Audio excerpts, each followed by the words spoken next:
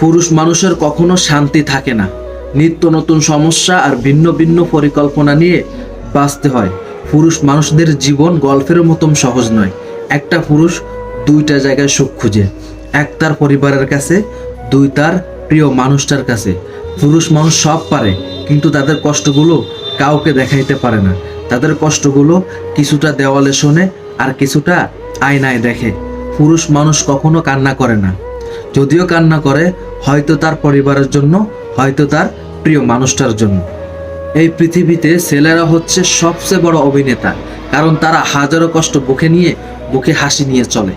কারণ সে জানে আজকে যদি আমি ভেঙে পড়ি, আমার পুরো পরিবার অস্তিত্বহীন হয়ে যাবে। ছেলেরা পৃথিবীতে সব কিছু করার অধিকার পেয়েছে, কিন্তু চিৎকার করে কান্না করার অধিকার পায় নাই। পুরুষ মানুষকে বুঝতে হলে তাদের নীরবতাকে বুঝতে হবে, আর না হয় পুরুষ মানুষদের গভীরে কখনো পৌঁছাতে পারবে না।